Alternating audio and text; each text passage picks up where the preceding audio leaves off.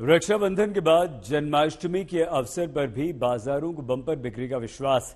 2 साल बाद ये पहला अवसर है जब सभी त्यौहार कोरोना के कहर से बचे हुए हैं। ऐसे में लोग भी पूरे उत्साह के साथ त्योहारों को मना रहे हैं, जिसका सीधा फायदा बाजारों की बिक्री बढ़ने से मिल रहा है।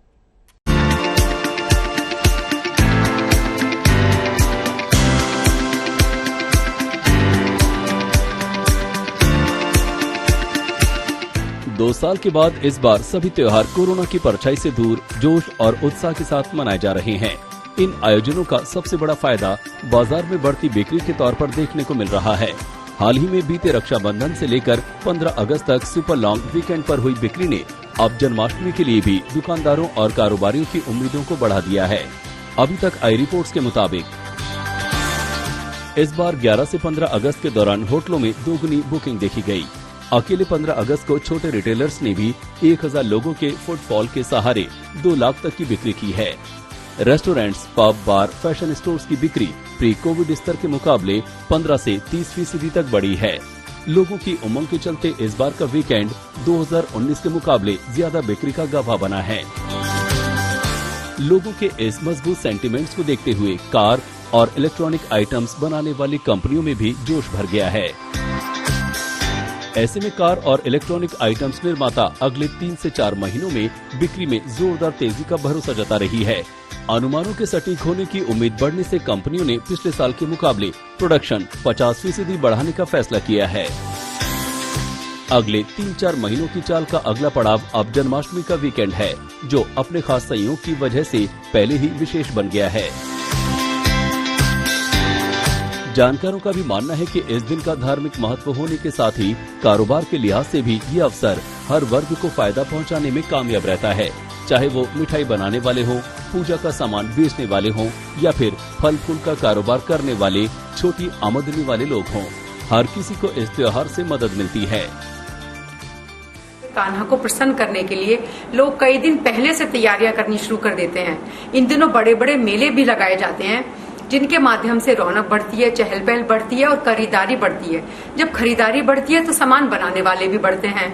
इन दिनों मंदिर में 56 भोग भी लगाए जाते हैं। ये दिन इसलिए मिठाई वालों के लिए, श्रृंगार का सामान बनाने वालों के लिए, डेकोरेशन वालों के लिए, झांकी वालों के लिए और भजन मंडलियों के लिए बहुत स्पेशल होते हैं। इस त्योहार में इस बार 2 साल बाद दही हांडी का उत्सव भी देखने को मिलेगा। मुंबई की दही हांडी तो देश और दुनिया में खास है ही, साथ ही दूसरे राज्यों में भी इस पर विशेष प्रतियोगिताएं आयोजित की जाएंगी। आज तक ब्यूरो।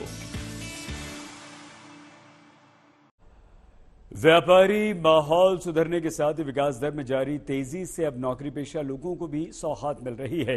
एक सर्वे में यह दावा किया गया कि 2022-23 में एशिया पैसिफिक क्षेत्र में भारत में सबसे अधिक सैलरी इंक्रीमेंट होगा। इस बार औसत इंक्रीमेंट डबल डिजिट को टच करने का दावा इस सर्वे में किया गया।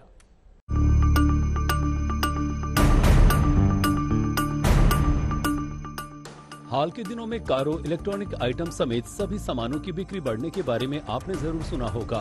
यही नहीं, भारत की विकास दर इस साल दुनिया में सबसे तेज रहने की खबर भी आपके कानों तक जरूर पहुंची होगी।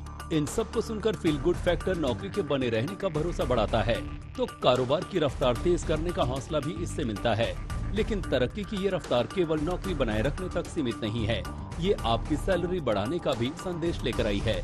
वैश्विक सलाहकार, ब्रोकिंग और समाधान सेवाएं मुहैया कराने वाली कंपनी विलिस टावर्स वाटसन यानी WTW के सर्वे के मुताबिक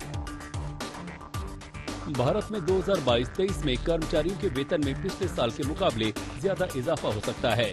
कंपनियां 2022-23 में औसत इंक्रीमेंट 10% करने की तैयारी कर रही हैं, जबकि 2021-22 में तनख्वाह में औसत 9.5% का इजाफा हुआ था। WTW का कहना है कि भारतीय कंपनियां लेबर मार्केट में मुश्किलों का सामना कर रही हैं, लिहाजा उन्हें ज्यादा तनख्वाह का ऑफर देकर थामने की कोशिश कर रही है। WTW के मुताबिक 58% कंपनियों ने पिछले साल के मुकाबले इस बार सैलरी का बजट बढ़ा दिया है।